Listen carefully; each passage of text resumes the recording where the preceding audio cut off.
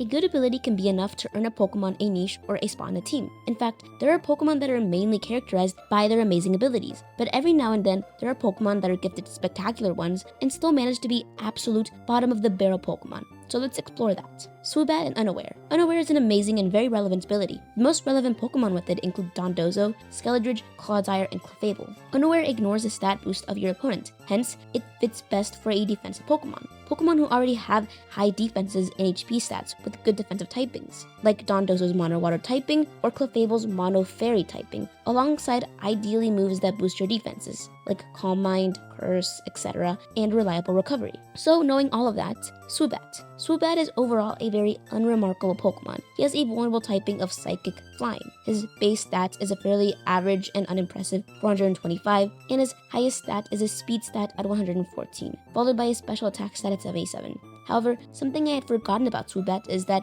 he is one of those Pokemon that gets Unaware. Obviously, an ability that ignores your stat changes is something really interesting. Most Pokemon would love to run it. However, Swoobat specifically doesn't actually bother to run Unaware most times. The reason why is pretty simple. The role that he fills is by no means threatening, but when he is chosen as a Calm Mind or just General Sweeper, which he can fit theoretically if the power level is low enough, because while his stats are low in general, they are more offensively oriented than defensively. So what does he use if he doesn't use Unaware? Simple. Simple is an ability where if a Pokemon's stats is raised or lowered, that amount is double. So it obviously makes more sense for Swoobat to go for this one rather than Unaware, since Unaware is best suited for defensive mons and who want to wall their opponent, and Swoobat is not walling anybody with those stats. While Simple is great for his role in the lower tiers, it obviously isn't going to cut it for any of the higher ones, in great part due to the fact that he has some atrocious defensive and offensive stats. Raising your special attack stat may be great, but when your special attack stat is 77,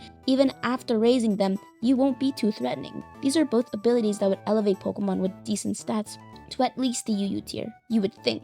But Swoobat doesn't have much to work with. He never had a lot of success even in his debut tier, where he was ranked PU. And over time, power creep has obviously gotten to him. Next, Corsola and Regenerator. Regenerator is also one of the best abilities that a defensive Pokemon can have. The most notable Regenerator Pokemon is probably Toxapex. Toxapex is undoubtedly the best mixed wall of all time. It has sky-high defenses with great utility, as it has access to Toxic Spikes, Knockoff, Light Screen, and Haze. She's the poster child of a Pokemon who's perfect for Regenerator because her stats match up well with their ability, and her move pool makes her an incredibly valuable asset to her teammates. Combine that with her previously mentioned longevity and typing, she's perfect. However, a Pokemon who I completely forgot had it was Corsola. Corsola is a rock-water type Pokemon with probably the saddest stat spread that I've ever seen. It has a base stat total of 380, with its highest stats being at both of its defenses at 85. Corsola was introduced first in Gen 2, when abilities were not a thing yet. She debuted in the PU tier, where she didn't have much of a niche, because there's not much a Pokemon with these stats can do, to be honest. She had a really basic set of Curse, Rock Slide, Recover, and 1 filler attack, but wasn't anything particularly noticeable, and it continued that way until Gen 5, where she got Regenerator, where as you know, it restores 1/3 of your HP rounded up when switching in. It's one of the best abilities a defensive Pokemon can have. So was this a game changer? This would be for at least the majority of Pokemon, but it didn't really help Corsola anyway. She was still in one of the lowest tiers, because while, yeah, Regenerator is great, Corsola isn't really a defensive Pokemon. Actually, Corsola isn't really much of anything. Its stats don't particularly lean towards anything offensive or defensive. Its best attributes are the access to utility moves, like Toxic and Stealth Rock, but it's not like those moves are rare enough to justify its existence. Kricketune and Technician. When you think of Technician, Scizor is probably the first Pokemon you think of. Technician is an ability that boosts the power of a Pokemon's moves by 50% if it is base 60 or less. Scizor was a great candidate for this during the height of his power, which was during Gen 4, because it had 3 good moves that paired very well with it: Bullet Punch, Quick Attack, and Pursuit. Alongside that, with 10 resistances and a good stab option in U-turn,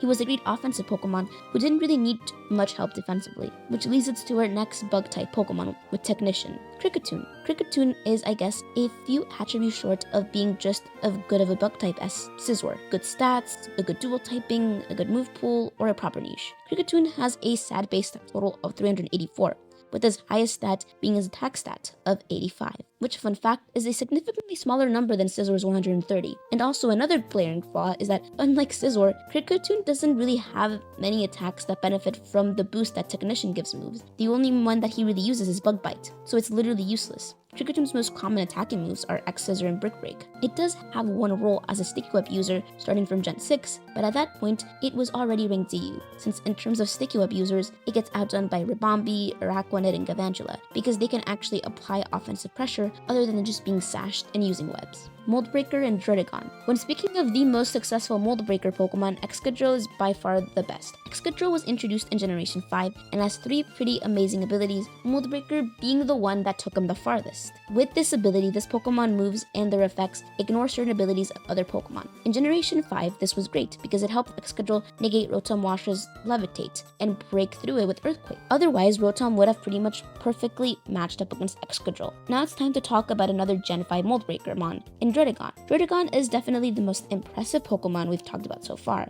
The bar is in hell, so there's that. Druddigon has a base stat total of 485, and his highest stat is his attack stat of 120, far more impressive than anything else we've covered, yes, but he still debuted in the RU tier. Druddigon may have an impressive attack stat and ability, and even move pool composing of Stealth Rocks, Dragon Claw, Earthquake, and Sucker Punch, but he has a glaring flaw. He has a 40 base speed stat. Combine that with the fact that Garchomp is also a Dragon type that can set up rocks and has a much better speed stat, there was no reason to use him. Beyond that, Gen 5 was an amazing generation of Dragon types. The Lottie Twins, Hydreigon, Kyurem Black, they were all Dragon types which had great attack stats and didn't get outsped by literally every single Pokemon in the tier. So as time went on, he obviously just kept on getting power crap, since a Pokemon who has a vulnerable typing and a low speed stat just cannot add value to a team. Combine that with the fact that unlike his fellow Dragon types, Druddigon does not have a good secondary typing in Ground, Dark, or Ice, he was bound to fall off, since even offensively, he cannot justify his presence. That's my list of Pokemon with good abilities who unfortunately won't find themselves anywhere near the OU tier. However, there are obviously more, so feel free to comment.